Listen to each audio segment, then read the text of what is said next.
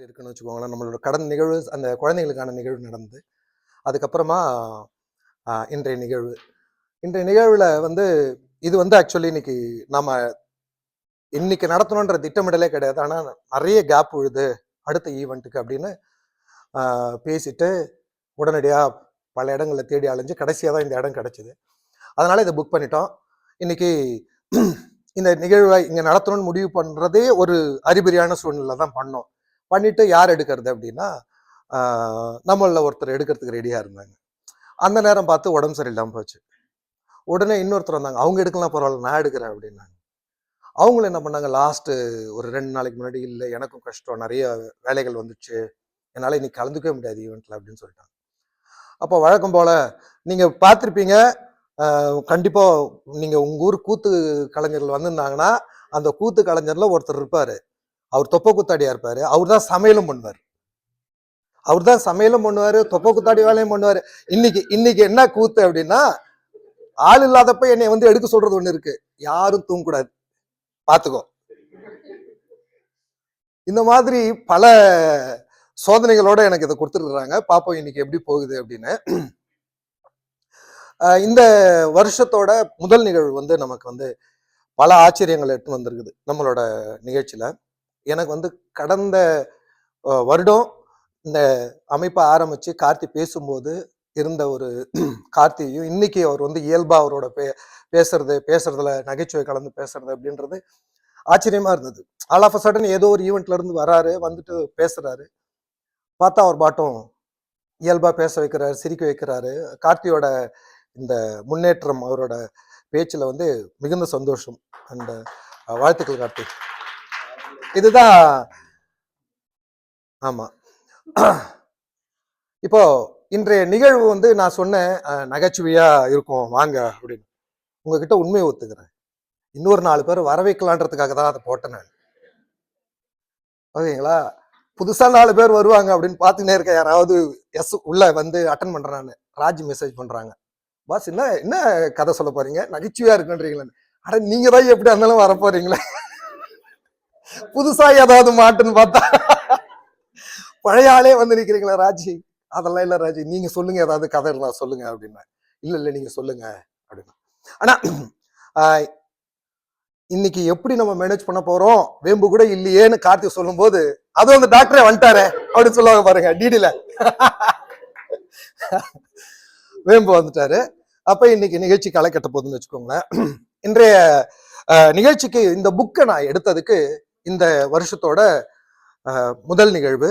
நிறைய முன்னேற்றங்கள், நிறைய பேர் வரீங்க, உங்க நண்பர்களுக்கு எடுத்து சொல்லுங்க. இந்த புக்கை நான் எடுத்ததுக்கும் இதுல இருக்க கதையை நான் சொல்றதுக்கும் ஒரு காரணம். சும்மா நான் படிச்சுட்டேன், இதுல இருக்க நிறைய கதைகளை நான் படிச்சிருக்கேன்.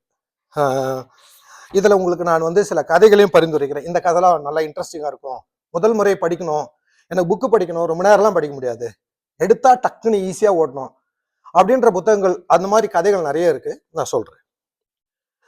இந்த வாசகர் வட்டம், அதனோட பர்பஸ், இந்த மாதிரி விஷயங்களை நம்ம அடிக்கடி பேசியிருக்கோம். நம்ம வந்து இதுல இந்த நிகழ்வுல நம்ம கொஞ்சம் ஒரு கலந்துரையாடல் மாதிரியே வச்சுக்கோன்னு வச்சுக்கோங்களேன். சில விஷயங்கள் நம்ம அடிக்கடி கேள்விப்படுறது என்னது அப்படின்னா, நான்லாம் ஒரு டைம்ல எப்படி இருப்பேன்னு தெரியுமா, இவர் இதுக்கு முன்னாடி நிறைய சிரிச்சுனே இருப்பார், இப்பெல்லாம் சிரிக்கிறதே கிடையாது, உருன்னு இருக்காரு. இதுக்கு முன்னாடி நிறைய காமெடி பண்ணுவார், இப்பெல்லாம் பண்றதே கிடையாது. ஃபர்ஸ்ட் எல்லாம் என்ன கொஞ்சினே இருப்பார், கொஞ்சறதே கிடையாது. ஃபர்ஸ்ட் எல்லாம் ஹெல்த்தியா இருப்பார், இப்ப ஹெல்த்தியா இருக்கிறது கிடையாது.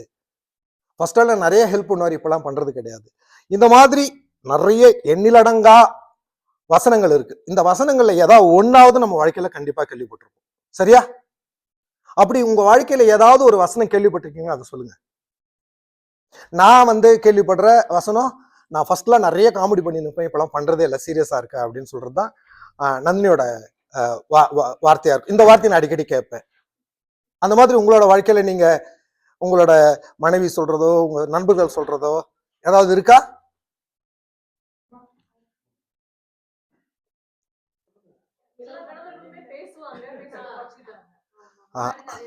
இல்ல, உங்களுக்கு வந்த கமெண்ட், இப்ப எனக்கு இந்த கமெண்ட் வந்தது இல்லையா, அந்த மாதிரி உங்களுக்கு வந்த கமெண்ட், உங்க துணைவர் கிட்ட இருந்தோ,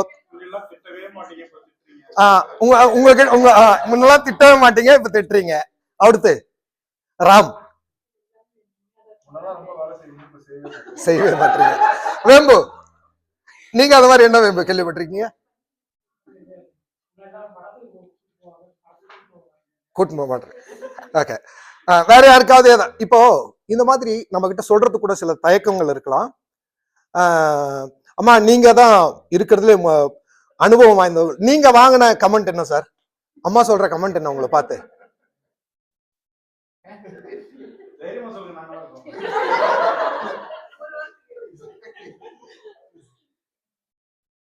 எப்பவுமே ஏதாவது ஒரு விஷயம் இருக்குல்ல, என்னது அது? வெளியில கூட்டு போல. இப்போ இதை நம்ம இந்த மாதிரி நம்ம வாழ்க்கையில தினசரி நமக்கு சில வசனங்கள் வந்துகிட்டே தான் இருக்கும். இதை நம்ம ஈஸியா புறந்தள்ள முடியாது. இதுல கொஞ்சம் அது உண்மை இருக்கும்.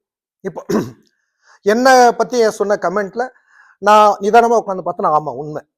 நான் வந்து ரொம்ப ஃபன்னியா நகைச்சுவையா எப்பயுமே வந்து கலாட்டா பண்ணின்னு இருக்க ஒரு ஆளு. வாழ்க்கையோட போக்குல நம்மள சில பல விஷயங்கள் நம்ம வாழ்க்கையில நடந்திருக்கும். நம்மள அறியாம நம்ம கிட்ட சில மாற்றங்கள் ஏற்பட்டிருக்கும். காலப்போக்குல நம்ம என்ன பண்ணியிருந்தோன்றத மறந்து வேற ஒண்ணா மாறி இருப்போம். அப்போ இந்த மாதிரி ஒரு வசனம் எனக்கு காதுல விழும்போது, ஃபர்ஸ்ட் எல்லாம் நிறைய காமெடி பண்ணாரு, இப்ப பண்றதே கிடையாது அப்படின்னா, ஆமா இல்ல நம்ம பண்றதே இல்லை. எனக்கு அது ஒரு எச்சரிக்கை பண்ணியோ இல்ல ஒரு ஒரு அறிவிப்பு கொடுக்குதே, நீ மாறி இருக்க அப்படின்ற ஒரு விஷயத்த கொடுக்குது. அதே மாதிரிதான் இப்ப நீங்க கூட ஃபர்ஸ்ட் எல்லாம் வெளியில கூட்டு போவார், இப்பெல்லாம் கூட்டு போறது இல்லை. நிதானமா யோசிச்சு பாத்தீங்கன்னா, ஒருவேளை காலப்போக்குல நீங்க அந்த பழக்கத்தை நிறைய பண்ணிருந்து கொஞ்சம் கொஞ்சமா அது விட்டுருப்பீங்க. அது உங்களை விட்டு போயிருக்கும். ஏன் விட்டு போறதுக்கு நிறைய காரணம் இருக்கும். யாரும் கெட்டவங்களே கிடையாது. காலப்போக்கில் நம்ம வந்து நிறைய பொறுப்புகளையும் நிறைய விஷயங்களையும் சந்திக்க சந்திக்க நமக்குள்ள மாற்றங்கள் ஏற்படுது. அந்த மாற்றங்கள் என்ன பண்ணுதுன்னா, நாம என்னவா இருந்தோமோ அதவா இருந்து மாத்தி விட்டுருது. நாம நினைச்சுன்னுப்போம், நான் மனோஜ் தான், நான் ஆரம்பத்தில் இருந்த மனோஜ் தான். ஆனா மனோஜ் கிட்ட என்ன மாற்றங்கள் அப்படி இருக்கிறது மனோஜ்க்கே தெரியாது. ஏன்னா அவரோட வாழ்க்கையில ஏற்பட்ட தினசரி சந்திக்கிற பிரச்சனைங்க, காலப்போக்கில் நீண்ட இம்பாக்ட் ஏற்படுத்துற சில விஷயங்கள், இதெல்லாம் உங்களுக்கு நிறைய பாதிப்பை ஏற்படுத்தி நம்மளுக்குள்ள மாத்திட்டு இருக்கும். அந்த உடம்பு தான் மனோஜா இருக்கும், பேர் தான் மனோஜா இருக்கும், குணாதிசயங்கள் மாறி இருக்கும். அப்ப இந்த மாதிரி குணாதிசயங்கள் மாறும்போது, இல்ல வாழ்க்கையில சில விஷயங்கள் நம்ம விட்டு நகரும் போது, அந்த நகர்ந்த விஷயங்களை திரும்பவும் போய் பிடிக்கிறதுக்கு நம்ம அறியாம நம்ம நிறைய விஷயம் பண்றோம். உதாரணத்துக்கு குடும்பமா கூட்டா வாழ்ந்திருந்தா நாம என்ன பண்றோம், தனித்தனியா வந்துட்டோம். வீட்டை விட்டு இங்க தனியா வந்திருக்கோம். மிஞ்சி மிஞ்சி போனா ஒரு வீட்டுல எவ்வளவு பேர் இருக்கும், கணவன் மனைவி குழந்தை, அவ்வளவுதான். அப்போ நம்ம என்ன பண்றோம், அந்த கூட்டா வாழ்ந்த அமைப்பை திரும்ப கிரியேட் பண்றதுக்கு நண்பர்களை சந்திக்கிறோம். உதாரணத்துக்கு நம்ம தமிழ் சங்கம் போறோம்னு வச்சுக்கோங்களேன். தமிழ் சங்க நிகழ்வுக்கு போகும்போது நம்ம என்ன அப்படின்னா எல்லாரையும் மீட் பண்றோம். அப்போ அந்த தமிழ் சங்க நிகழ்வு நம்மள அறியாமே நம்ம ஏற்படுத்துற ஒரு எஃபர்ட், அது உங்களுக்கு மிஸ் ஆன ஒரு விஷயத்தை கிரியேட் பண்ணி கொடுக்குது. அப்போ வாழ்க்கையில நாம நம்மளோட பழைய விஷயங்களை நோக்கி போறதுக்கு நிறைய விஷயங்கள் நம்ம பண்ணினே இருக்கும். அப்போ அதுல ஒரு குறிப்பிட்ட விஷயம் நம்ம ஏதாவது பண்றோமா அப்படின்னா, நம்ம கிட்ட இருக்க குணாதிசயங்கள் மாறி இருக்கா, நம்ம நல்லவனா இருந்து கெட்டவனா மாறி இருக்குமா, கெட்டவனா இருந்து நல்லவனா மாறி இருக்குமா, நல்ல சிரிச்சு இருந்தோம் இப்போ உருன்னு இருக்குமா, இந்த மாதிரி விஷயங்களை என்னைக்காவது நம்ம அப்சர்வ் பண்றதுக்கு ஏதாவது எஃபர்ட் எடுக்கிறோமா? என்ன எஃபர்ட் எடுத்தா அது உங்களை புரிய வைக்கும், உங்களை நீங்க கண்ணாடியில பாக்குற மாதிரி உங்களை புரிய வைக்கும் அப்படின்னா, ஒரே ஒரு விஷயம் மட்டும்தான், வாசிக்கிறது. நீங்க வந்து புத்தகங்களை வாசிச்சீங்க அப்படின்னா உங்களை அறியாமையே உங்களோட அதை கம்பேர் பண்ண வைக்கும். நீங்க அந்த வாசிப்புல இருக்க கதாபாத்திரத்தோட உங்களை ஒப்பிட்டு போயினே இருப்பீங்க. அது வந்து தவிர்க்கவே முடியாது. புத்தகங்களையும் இதுக்கு ரீல்ஸோ இல்ல நான் ஏதாவது இன்ஸ்டாகிராம் ரீல்ஸோ யூடியூப் ஷார்ட்ஸோ பார்க்கலாம் அப்படின்னா, நீங்க ஒண்ணு பாக்குறீங்கன்னா அதை மட்டும்தான் உங்களுக்கு கொடுத்துனே இருக்கும். புத்தகங்கள் மட்டும்தான் அது போக்குல உங்களை எடுத்துன்னு போகும். நீங்க வந்து எனக்கு சிரிக்கிற மாதிரி சாப்பாட்டு வீடியோஸா கொடு, இல்ல வந்து டான்ஸ் ஆடுற வீடியோஸா கொடு, இப்ப ட்ரெண்டிங்ல இருக்கு அப்படிலாம் கேட்க முடியாது. உங்களை அது போக்குல எடுத்துன்னு போகும். அப்போ உங்களை அறியாம நீங்க உங்களை அதனோட ஒப்பிட்டுனே வருவீங்க. ஒப்பிடும்போது மனுஷனுக்கு ஒரு நல்ல குணமே நம்மளை நாமே ரியலைஸ் பண்ணிப்போம், நாம இதை செய்யறதே இல்லைல்ல, நாம இதை தப்பா செஞ்சுருக்கோம்ல அப்படின்னு. இப்ப இந்த ஒப்பீடு என்னைக்கு நம்மளே நம்ம கண்டுபிடிக்கிறோமோ அப்பவே அதுக்கான சிகிச்சை ஆரம்பிச்சிடும் நமக்குள்ள. நாம அதை விட்டு விலக ஆரம்பிப்போம். நான் ஏன் இப்பெல்லாம் உருன்னு இருக்கேன் இந்த கதாபாத்திரம் வர்ற மாதிரியே, அப்போ நம்மளை மாத்திக்க முயற்சி பண்ணுவோம். இதுதான் வாசிப்போட ஒரு முக்கியமான ஒரு விஷயம். வாசிக்கிறதுக்கு எனக்கு முடியாது, கதைகளை கேளுங்க. யாரோ ஒருத்தர் கதையை சொல்லுவாங்க இல்லைங்களா, கதையை கேளுங்க. அந்த வாசிக்க முடியாதவங்க இந்த கதையை கேளுங்க. கதைகளை கேட்கும்போது கதைகளையும் நல்ல அது அது முடிந்த அளவு உங்களை உள்ள எடுத்துன்னு போற மாதிரியான கதைகளை கேளுங்க.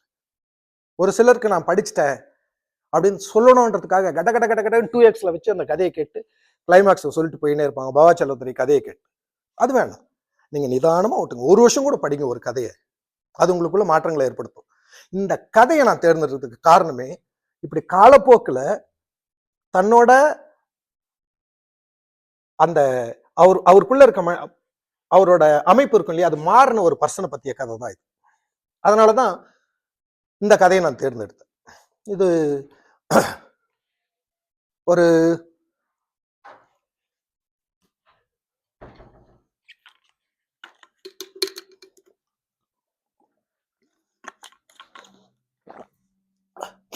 வாசிப்பு, அந்த வாசிப்புனால கிடைக்கிற பலனை பத்தி பார்த்திருக்கோம். இந்த கதையை பத்தி இப்ப பார்ப்போம். அதுக்கு முன்னாடி ஒரு சின்ன ஒரு பொதுவான ஒரு விஷயம் சொல்றேன். ஒரு இந்த இன்னைக்கான நிகழ்வுக்குள்ள அபிஷியலா நான் போறேன். இந்த நிகழ்வை 2 கவிதைகளை சொல்லி ஆரம்பிக்கிறேன். கவிதைனா நம்ம அந்த காலத்து கவிதைகள்லாம் போயாச்சு. இப்பெல்லாம் 4 லைன் 5 லைனு ஒல்லேர்னு அரைகிற மாதிரி இருக்கும். அந்த மாதிரி தான் சாதாரணமான வார்த்தைகள். அதுல ஒரு வார்த்தை என்னதுன்னா, ஒரு கவிதை, இங்கேதான் வைத்த பொருள் எங்கே போனதென்று தெரியவில்லை என்பதை போல, இங்கேதான் வைத்த பொருள் எங்கே போனதென்று தெரியவில்லை என்பதை போல என்னுடனே இருப்பார்கள் என்று நினைத்த மனிதர்களும் காணாமல் போனார்கள். அதாவது என்ன சொல்றதுன்னா, நம்ம சாதாரணமா கார் சாவி இங்க தான் வச்சேன், எங்க போச்சுன்னே தெரியல. ஒரு டாய்ஸ் வச்சிருந்தா அது எங்க போச்சுன்னே தெரியல. ஒரு ஏர்பாட்ஸ் வச்சிருந்தா எங்க போச்சுன்னே தெரியல. நம்ம வாழ்க்கையில நம்ம நிறைய சொல்லியிருப்போம் இல்லைங்களா. அது பெரும்பாலும் பொருள்களுக்கு தான் பொருந்தும்னு நாம இது வரைக்கும் அப்படி நினைச்சு நோக்கும். நம்ம வாழ்க்கையிலையும் நம்மளை விட்டு மனிதர்கள் காணாம போயிருக்காங்க. அந்த மனிதரை நாம இழந்திருப்போம், இல்ல அவங்க நம்மளை விட்டு போய் நிரந்தரமா போயிருப்பாங்க, இல்ல அவங்க மேல கோவத்துல பிரிஞ்சு போயிருப்போம். இந்த மாதிரி விஷயங்களை இது சொல்லுது. 2வது ஒரு கவிதை, எல்லாவற்றையும் புரிந்து கொள்ள எனக்கு சிறிது காலம் தேவைப்பட்டது. என்ன நடக்குது அப்படின்றத நான் புரிஞ்சுக்கிறேன். திடீர்னு மாமனார் மாமியார் மச்சான் எல்லாரும் வந்துருக்குறாங்க, எனக்கு ஒண்ணுமே புரியல, இவங்களை எப்படி ஹேண்டில் பண்ணனே தெரியல. இதெல்லாம் புரிஞ்சுக்கிறதுக்கு எனக்கு ஒரு காலம் தேவைப்பட்டது.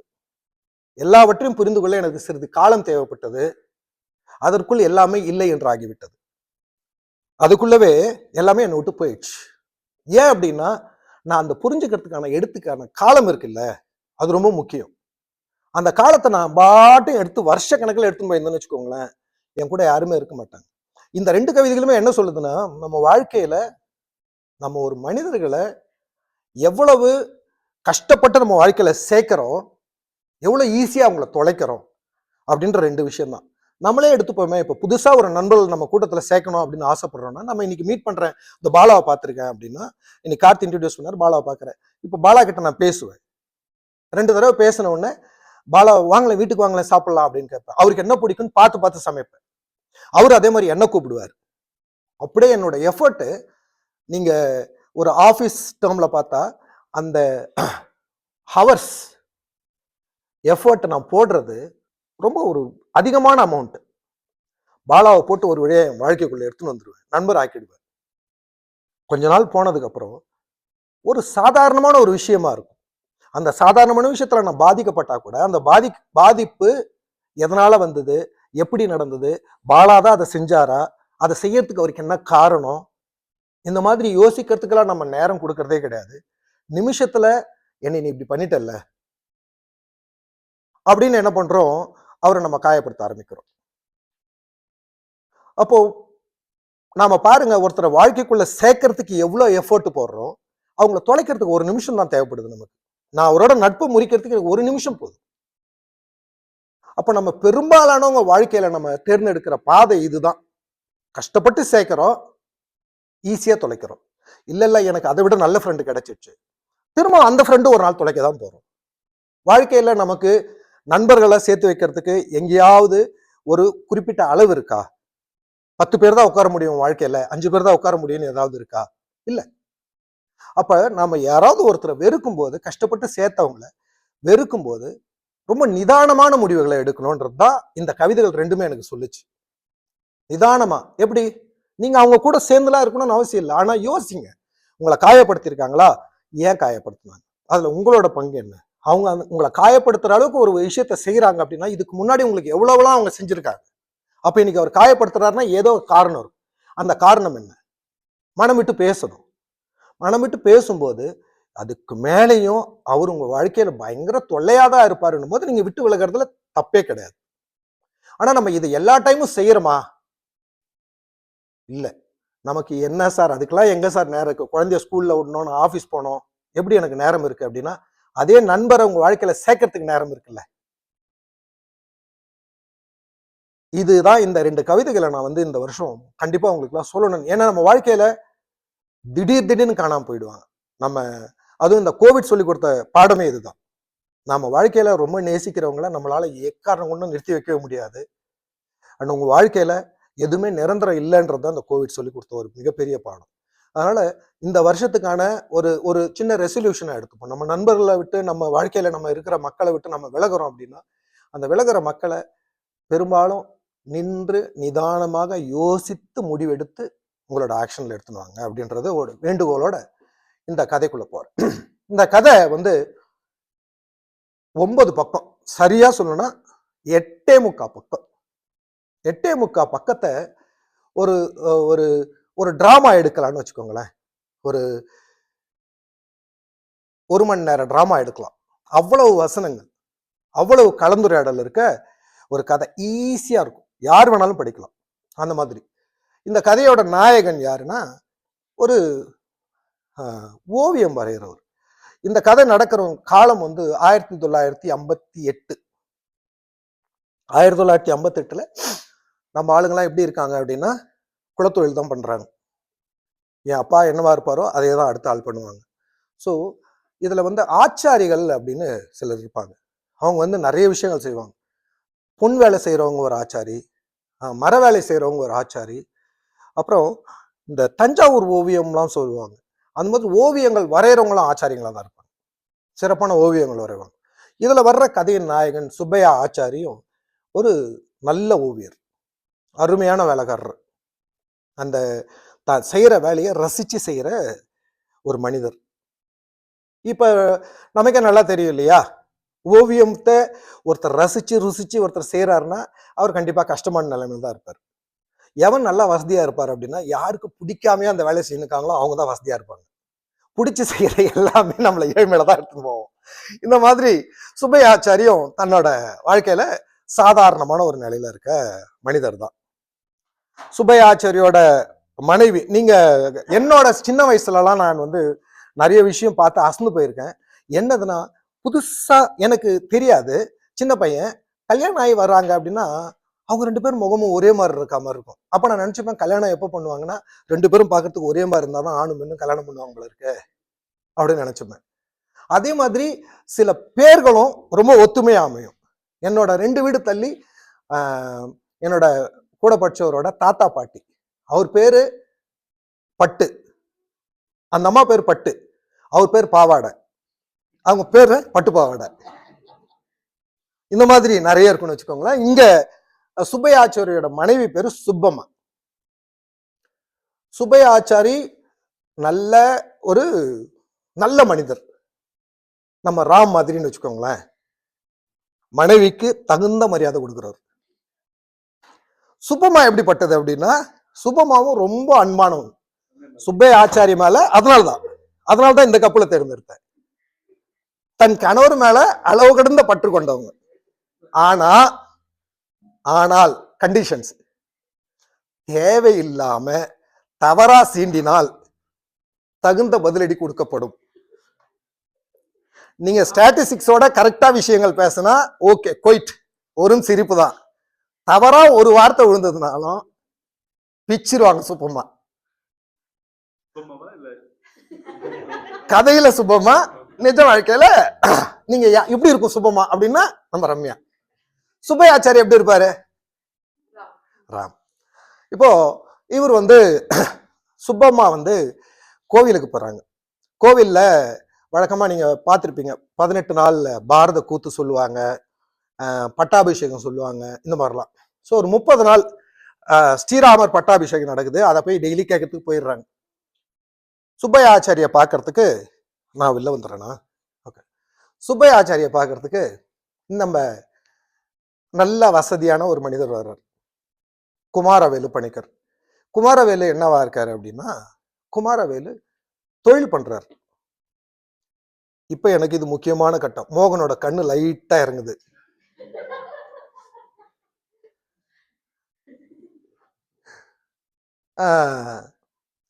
இவர் வந்து சீயக்காய் தூள் வியாபாரம் பண்றார்.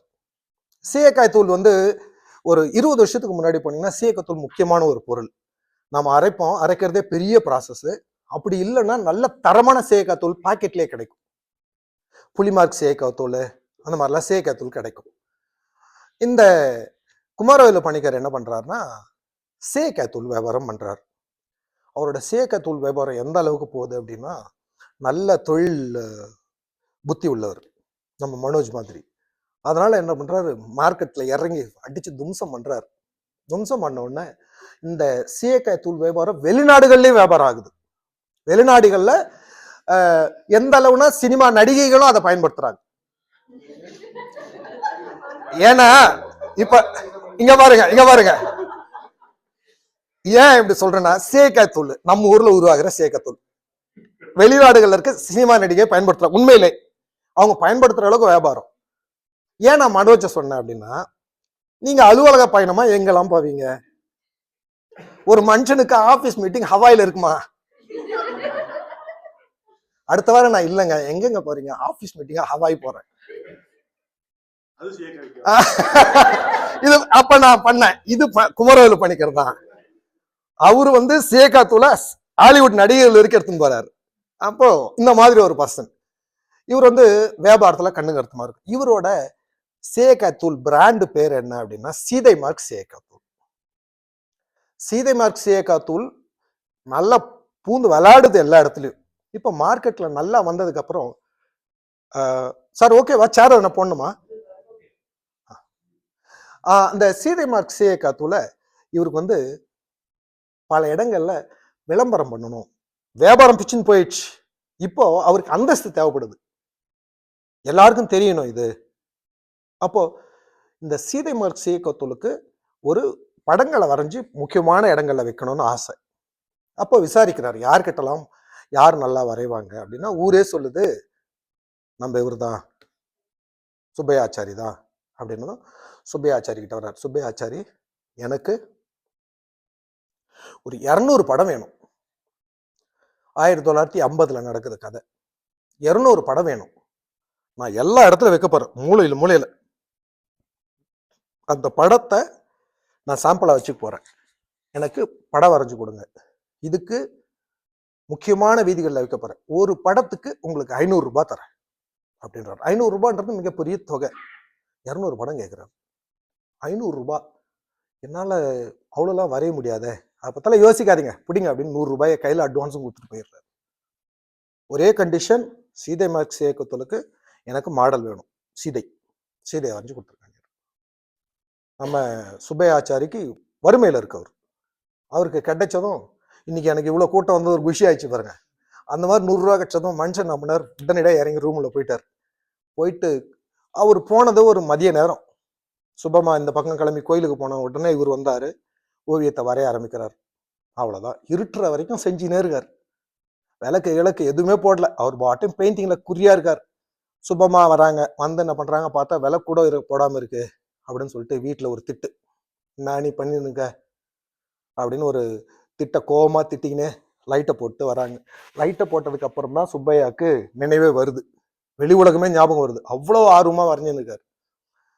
உள்ள வராங்க. வந்துட்டு இந்த இடத்தோட கான்வர்சேஷன் தான் இந்த கதையை நீ ரொம்ப ரசிக்க வச்சது. சுப்பம்மா உள்ள வரும்போதே சொல்லினே வராங்க. பொதுவா நம்ம வீடுகளில் பார்ப்போம், தனியா அவங்க பாட்டு பேசிப்பாங்க. என்ன மாதிரியான மனுஷன் இந்த ஆளு அப்படின்றாங்க. உடனே சுப்பையாச்சாரி கேட்கிறாரு, யார என்னையதான் சொல்றியோ அப்படின்னா. ராமுக்கு எப்போ பாரு பயம், நாம தான் திட்டு வாங்குறோமோன்னு. இல்ல அது கலையண்ணா அப்படின்ற மாதிரி இந்த இடத்துல இல்ல யாரு அப்படின்னா, அந்த ஜனகரை தான் சொல்றேன் அப்படின்னு. எந்த ஜனகரு அப்படின்னா, ராமனோட மாமனாரு. கான்வர்சேஷன் இப்படிதான் போகுது, ராமரோட மாமனாரு. அவருக்கு என்ன, ராமரோட மாமனாருக்கு என்ன குறை அப்படின்னு. ஏன் ஒரு பொண்ணை கல்யாணம் பண்ணி கொடுத்தாரு, அதை பார்த்து பண்ணி கொடுத்துருக்கலாம்ல. இன்னைக்கு போய் அந்த ராமர் பட்டாபிஷேகம் கேட்டு வந்தோம், அதுல இருந்து எனக்கு இதே கேள்வியா தான் இருக்குது அப்படின்ற. அதுக்கு நம்ம சுப்பையா, சரி அவருக்கு என்ன அருமையான மருமக, அழகு மாதிரி ராமருக்கு கல்யாணம் பண்ணி கொடுத்துருக்காங்க, தேவிக்கு என்ன குறை அப்படின்ற. அவர் எங்க கல்யாணம் பண்ணி கொடுத்தாரு? கான்வர்சேஷன் பாருங்க, 1950 அவர் எங்க கல்யாணம் பண்ணி கொடுத்தாரு? ஒரு வில்ல வச்சுக்கின்னு எவன் வேணாலும் வந்து உடைக்கிறவன் என் பொண்ணு கூட்டு போன்றாரு. இப்படியா ஒரு அப்பா செய்வாங்க? ஒரு பாத்துக்கத்து கொடுக்கறது இல்லையா? இல்லைன்னா அவங்களுக்கு கல்யாணமே ஆகாம போயிருக்குமே அப்படின்றாரு. அப்ப அந்த அம்மா ஒரு கேள்வி கேட்கும், அந்த பொண்ணு கல்யாணம் ஆகாம இருந்ததுன்னா என்ன ஆயிருக்க போகுது? ஒண்ணும் கிடையாது. இப்ப கல்யாணம் பண்ணி என்ன சந்தோஷமா வாழ்ந்தது, எதுக்கு அந்த கல்யாணம் பண்ணிருக்கணும்? ஏன் உனக்கு இவ்வளவு கோபம் அப்படின்னு கேட்கிறாரு. கேட்டா அந்த அம்மா சொல்லுது, அந்த அம்மா கல்யாணம் ஆகாம இருந்திருந்தா ஜனகருக்கு அப்புறமா அரசி ஆயிருக்கும், பட்டத்து மகரிஷி ஆயிருக்கும், அது பாட்டும் நிம்மதியா இருந்திருக்கும். ஒருத்தர் கல்யாணம் பண்ணி கொடுத்தாரு. கல்யாணம் பண்ணி கொடுத்தா அந்த பொண்ணை காட்டுக்கு அனுப்புறாங்க. அப்பயும் போய் ஏன்டா என் பொண்ணே எதிர காட்டுக்கு கூட்டு போறேன்னு கேட்கல. காட்டுக்கு போன பொண்ணை ஒருத்தன் தூக்கின்னு போனான். அங்கேயும் போய் என்ன மாப்பிள்ள இந்த மாதிரி பொண்ணை தூக்கின்னு போயிட்டாங்களா, இருங்க நான் சப்போர்ட்டுக்கு வரேன்னு வரவே இல்லை. சரி எல்லாம் முடிஞ்சு இருந்தாலும் கூப்பிட்டு வந்து வீட்டுக்கு கூப்பிட்டு வந்து நெருப்புல குதின்றாரு. இது இன்னொரு அப்புறம் இருந்தா என்ன பண்ணிருப்பாரு? ஒருத்தர் இருக்காரு, தேனியில இருந்து வருவாரு, ஒரு 3 மாசத்துல வராரு. பொண்ணு அப்படின்னு போய் இரும்போதே மாப்பிள்ளை இப்படி முறைக்கிறாரு, என்ன என் பொண்ணு இருமுது அப்படின்னு. இந்த மாதிரி என் மாமனார்லாம் வேற ரகம், முடிச்சுட்டு போயினே இருப்பாரு. இப்போ அந்த அம்மா கேக்குது, ஏங்க ஒரு பொண்ணை கல்யாணம் பண்ணி கொடுத்தாங்க, அந்த பொண்ணு எப்படி வாழுது, எங்க வாழுதுன்னு அவர் கேட்கவே இல்லை. காட்டுக்கு போகுது, அப்பயும் போய் கேட்கல. காட்டுல இருந்து நியாயம் தானே, தூக்கின்னு போயிட்டாங்க. மாப்பிள்ளைக்கு ஒரு போனை போட்டு, மாப்பிள்ள என்னாச்சு பிரச்சனையா, நான் ஒரு 10 பேரை கூப்பிட்டு வரேன், வரவே இல்லை. சரி மாப்பிள்ள தான் கூப்பிட்டுட்டார, யோ நீங்கெல்லாம் காட்டுல இருந்து கஷ்டப்பட்டீங்க, வீட்டுல வந்து ஒரு 10 நாள் இருந்துட்டு போவாங்கன்னு எதுவும் கூப்பிடல. அந்தால் வந்தவொடனே நெருப்புல குதின்றான். எதையுமே கேட்காத ஒரு அப்பா என்ன அப்பா அப்படின்ற. சுப்பையா ஆச்சாரிக்கு என்ன சொல்றதுன்னு ஒன்றும் புரியல, கம்முன்னு வாய முடின்னு இருக்காரு. நியாயம் தானே, என்ன சொல்றதுன்னு தெரியல. அவர் கொஞ்சம் சீன்றால் வேம்பு மாதிரி, அடிக்கடி லைட்டா வேம்பு வாயை விட்டு கிளறி விட்டு ஷீலா கிட்ட இருந்து வாங்கி கேட்டுப்பாரு. அந்த மாதிரி என்ன பண்றாரு, எனக்கு வாய்ச்ச மாமனார் மாதிரி போல இருக்கு, நயா பைசாக்கு பிரயோஜனம் இல்லை அப்படின்றாரு. உடனே இந்த மாதிரி கோவம் வந்துடுது. ஏயா நீ உட்கார்ந்து சாப்பிட்ற வீடு என் வீடு, ஏன் உன் வீட்டுல நான் பங்கெடுத்து வந்தேன், நம்ம சாப்பிட்ற அரிசி எங்க அப்பா அனுப்புறாரு, நான் கட்டின இருக்க புடவை எங்க அப்பா வாங்கி கொடுத்தது, நீ எதையுமே பண்றது கிடையாது, எல்லாமே என் அப்பா கிட்ட இருந்து வருது, இதுல நீ இப்படி ஒரு பேச்சா உனக்கு அப்படின்ற. இப்ப அவருக்கு கோவம் வந்துச்சு, அன்பான கோவம் தான். என்ன நீ அவமானப்படுத்திட்டியா, சரி ரொம்ப பேசாத, அந்த மேல ஒரு 100 ரூபா வச்சிருக்கேன் போயிருத்தணும் அப்படின்றாரு. 100 ரூபாயா ஏதியா அப்படின்னா, அந்த அம்மா போய் 100 ரூபாய் எடுத்துன்னு வருது. இவர் சொல்றார், ஸ்டோரியை சொல்றார், நம்ம குமாரவேலு பணிக்கர் வந்து என்னை சீதையை வரைஞ்சு கொடுக்க சொல்லியிருக்காரு அப்படின்னு. அப்படியா, ரொம்ப சந்தோஷம், எனக்கு வந்து இவ்வளோ வேலை இருக்கு, என்னை வந்து எந்த டிஸ்டர்பன்ஸும் பண்ணக்கூடாது, ரம்யா எனக்கு ஃபுல் வேலை இருக்கு, என்ன எதுவுமே இதெல்லாம் ராமோட டைலாக். அப்படியே இந்த கதையை ஆல்ரெடி ராம் படிச்சிட்டாரு, எனக்கு ஃபுல் வேலை இருக்கு, என்ன எதுவுமே டிஸ்டர்ப் பண்ணாத அப்படின்னாரு. அதே மாதிரி சொல்றாரு, பரவாயில்ல நீங்க வேலையை கண்டினியூ பண்ணுங்க அப்படின்னு. இப்போ சொல்றாரு, எனக்கு வந்து ஓவியர் இல்லையா, எனக்கு ஒரு சீதை ஓவியம் வரைஞ்சு வீட்டுல வச்சுக்கணும்ன்றது ரொம்ப ஆசை, இன்னைக்கு அதை காசு கொடுத்தே ஒருத்தர் வரைய சொல்றாரு, அதனால எனக்கு ரொம்ப சந்தோஷம் அப்படின்றாரு. ஆனா அதுல ஒரு சின்ன குறை, என்ன குறை உனக்கு அப்படின்னா, எனக்கு ராமரும் சீதையும் சேர்த்து வரையணும், ஆனா குமரவேலு பணிக்கர் வந்து சீதை ராமர் எலிமினேட் பண்ணு, சீதையை மட்டும் வர அப்படின்றாரு. இது என்னையா இது அட்டூழியமா இருக்கு,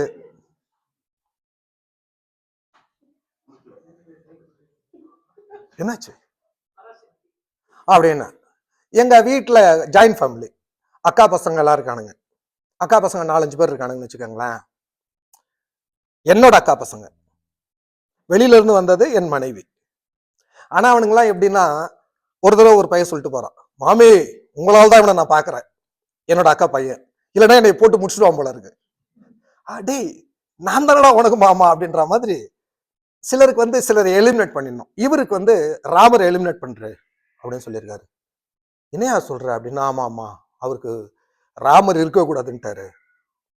என்ன இது, ராவனுக்கு தான் ராமனை பிடிக்காது, இவர் ராவனுக்கு அண்ணனா தம்பியா இருப்பார் போல இருக்கு, எதுக்கு ராமரை வேணான்றாரு அப்படின்னா, ஆமா ராமர் கூட சீதை மட்டும்தான் இருப்பாங்க. எங்கேயா அவங்க எப்பயா பிரிஞ்சிருந்தாங்க? சீதையும் ராமரும் எப்பவுமே ஒன்னாதானே இருந்தாங்க அப்படின்னு சுப்பமா கேள்வி கேக்குது. தெளிவான பொண்ணு பிரியா மாதிரி அது. கேள்வி கேட்ட உடனே அவர் சொல்றாரு, காட்டுல இருந்தாங்கல்ல, காட்டுல மான பிடிக்க ராமர் ஓடினார்ல, அப்ப சீத்தை தனியா அந்த சீதையை வரைஞ்சு கொடுன்றாரு. அந்த நேரத்துல லக்ஷ்மணன் கூடவே தானே யாருன்னா, நான் அதையும் சொன்னேன். ஆனா அவரு சீதை வந்து லக்ஷ்மணன் ஒரு டைம்ல திட்டி தட்டி விடுவாங்க, போடா போய் அண்ணனுக்கு ஹெல்ப் பண்றா போடா பாவின்னு தொட்டி தட்டி விடுவாங்கல்ல, அப்ப அவங்க தனியா இருப்பாங்க கொஞ்ச நேரம். ராமனை வந்து தூக்கின்னு போறதுக்கும் லக்ஷ்மணன் விட்டுட்டு போனதுக்கும் ஒரு கேப்ல இருந்தால அந்த சீதையை வரைஞ்சு கொடுன்றாரு.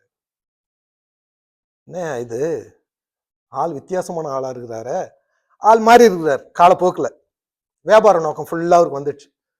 சரி பரவாயில்ல வரைஞ்சு கொடுப்போம், காசு வருது அப்படின்னு சொல்லிட்டு கடுமையான வேலையில இறங்கிட்டாருங்க. வெளில வரவே இல்லை ஆள்.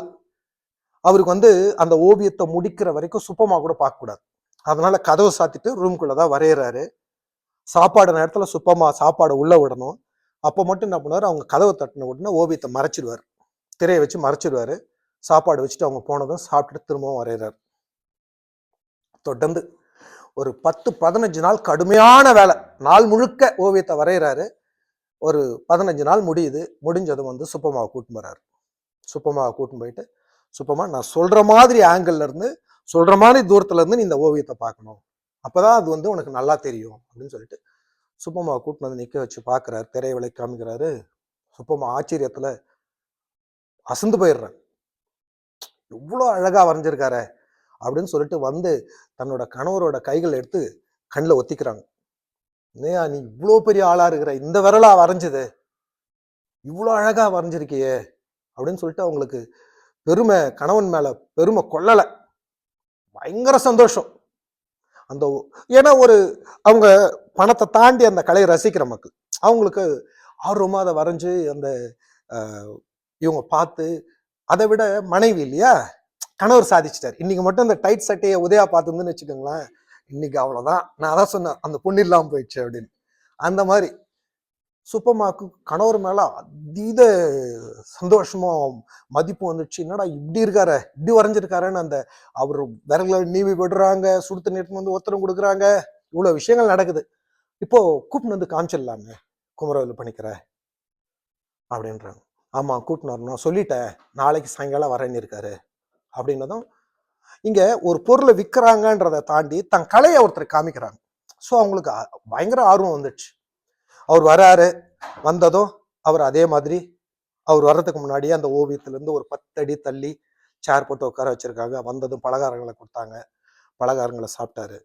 பலகாரங்களை சாப்பிட்டு முடிச்சு, இப்போ இவ்வளோ கதையும் 9 பக்க கதை. பலகாரங்களை சாப்பிட்டு முடிக்கிறாரு. முடிச்சுட்டு கூப்பிட்டு போய் உட்கார வைக்கிறாங்க. உட்கார வச்சா சுப்பையாச்சி, இவர் குமரவேலு வந்து உட்கார்ந்துருக்காரு. சுப்பையாச்சாரி ஓவியத்துக்கு பக்கத்துல இருக்காங்க. சுப்பம்மா கதவுக்கு பக்கத்துல இருந்து ஓவியத்தை திரையை விளக்குறாரு. திரையை விளக்குனதும் அவருக்கு பயங்கர, திரும்ப அவரோட பெயிண்டிங்கை பார்க்கும்போது அவருக்கே ஆச்சரியம், அந்த பெயிண்ட் அப்படியே ரசிச்சு பார்த்துன்னு இருக்காரு. யாரு, சுப்பையாச்சாரி. சுப்பம்மா கணவரையும் ஓவியத்தையும் மாத்தி மாத்தி பார்க்குது, ரசிக்குது.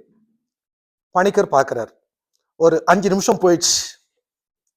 5 நிமிஷம் போனதும் நம்ம குமரவேலு பணிக்கர் நம்ம தொண்டையை கணக்குறார் அப்படின்றார். அப்பதான் அவருக்கு வந்து நில திரும்பி குமரவேலு பணிக்கரை பார்க்கிறார். பார்த்து என்ன அப்படின்னு ஆர்வமாக எதிர்பார்க்கிறார். பார்த்த உடனே குமரவேலு பணிக்கர் சொல்றாரு, நல்லா இருக்குது ஆனா அப்படின்றார். எல்லாருக்கும் ஆச்சரியம், 2 பேருக்குமே ஆச்சரியம். என்னடா இதுல என்னடா குறை சொல்ல முடியும், இப்படி ஒருத்தன் குறை சொல்றானா அவன் கலையில இந்த ஓவியத்துல தேர்ச்சி பெற்றவனா இருக்கணும், ஏதோ தப்ப கண்டுபிடிச்சிட்டான் அப்படின்ற ஆர்வத்துல என்னங்க என்னங்க என்னங்க அப்படின்னு கேட்கிறான். இந்த கதை வந்து என்னை ஈர்த்ததுக்கு, உங்களுக்கு சொல்லணும்னு நான் நினைச்சதுக்கு, இந்த கதை நகைச்சுவையா போகும், அதே நேரங்கள்ல கேட்கிற கேள்வி ஒண்ணு சொல்லிடணும். எப்படி யோசிக்க முடிஞ்சது அப்படின்னு அவர் சொல்லுவாரு, நல்லா இருக்குது. ஆனா என்னங்க ஆனா சொல்லுங்க. உன் சீதை காட்டுல இருக்கிறத சீதை தான்யா. ஆனா ரொம்ப மெலிஞ்சு போயிருக்கிறாளே அப்படின்றாரு. ஏன்னா குமரவேலு பணிக்கர் சீக்க வியாபாரத்துல அப்படியே மாறிட்டாரு. சீதைய அவர் மாடலா பாக்குறாரு. அனுஷ்கா ரேஞ்சுக்கு எக்ஸ்பெக்ட் பண்றாரு அவர். சீதை ரொம்ப மெலிஞ்சிருக்கியா அப்படின்றாரு. உடனே நம்ம சுப்பையா ஆச்சாரி சொல்றாரு, எங்க காட்டுல இருக்க சீதை மெலிஞ்சுதாங்க இருப்பாங்க. ராமர் விட பிரிஞ்சிருக்காங்க. ராமர் காட்டுல ரொம்ப கஷ்டப்படுறாரு இல்லையா? அதையெல்லாம் பார்த்து ரொம்ப ஃபீல் பண்ணி வேதனையில ஓ என்னையா இப்படி சொல்ற? காட்டுல ராமர் கூட தானே இருந்தாங்க. அண்ட் மோர் ஓவர் காட்டுல நல்ல காய்கறி பழம்னு நல்ல சத்தான உணவுகளை தான் சாப்பிட்டாங்க. கொஞ்சமாவது போஷாக்கா இருக்க வேணாமா? ஆள் ரொம்ப மெலிஞ்சிருக்கிறாங்களே அப்படின்றார்.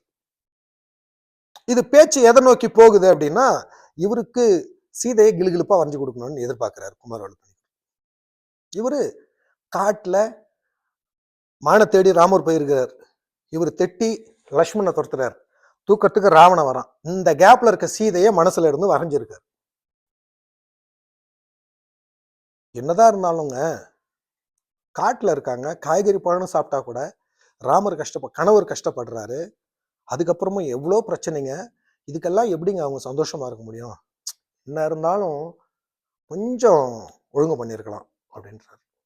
இவருக்கு ஆச்சரியம், என்னடா இப்படி பேசிட்டாரு இவரு, என்ன பண்றது இப்போ அப்படின்னு யோசிக்கிறார். யோசிச்சுட்டு சுப்பையா ஆச்சாரி திக்கத்து போய் நிற்கிறார். சரி ஒன்றும் பிரச்சனை இல்லை, கொஞ்சம் ரிப்பேர் பண்ணிடு அப்படின்றாரு.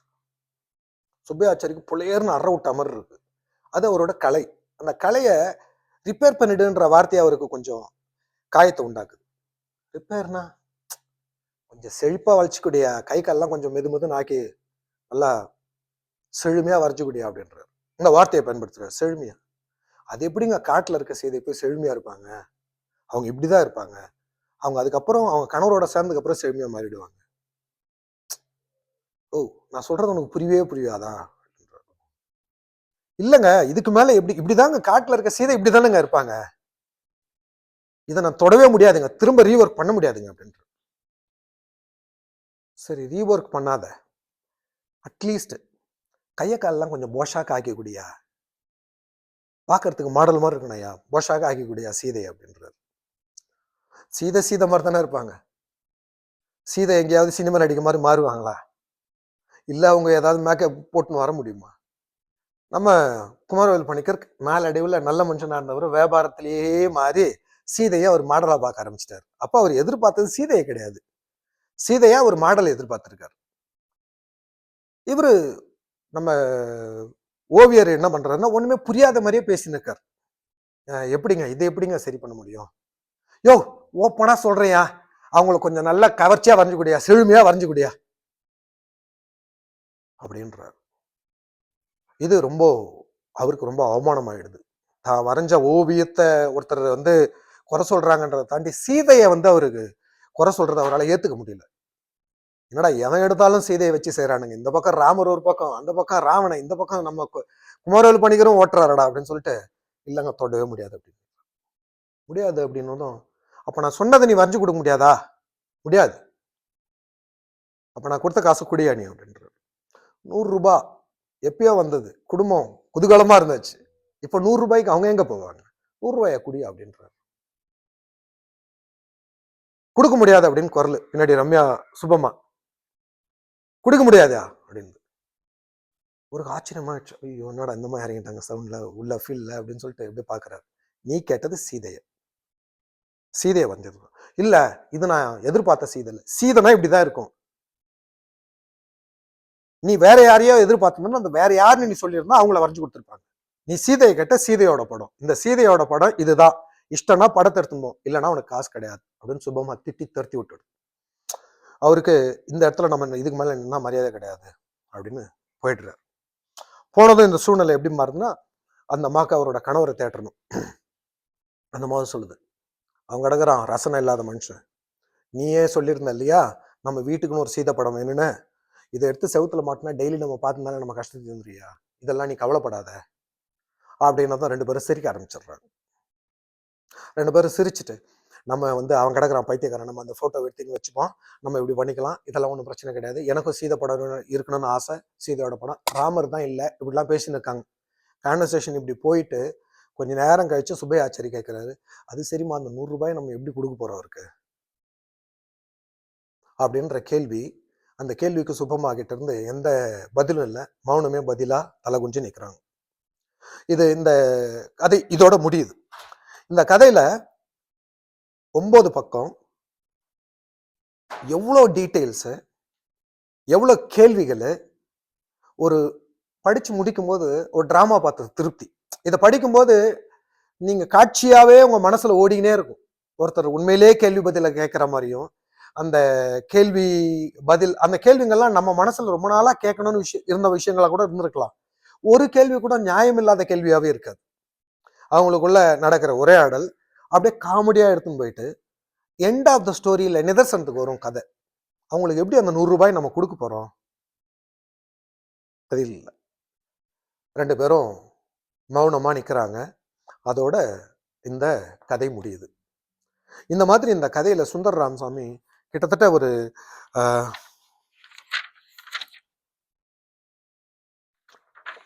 ஒரு 40 கதைகள் இருக்கு அதுல.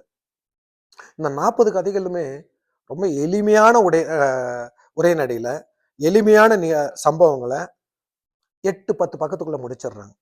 முதல் முறையா யாருக்காவது கதை படிக்கணும், நான் ஒரு 1/2 அன் ஹவர் படிப்பேங்க. எனக்கு அதுக்குள்ள புரிஞ்சிடணும். எனக்கு ரொம்ப காம்ப்ளிகேஷன்ஸ் இருக்கக்கூடாது. ஈஸியா இருக்கணும் கதை.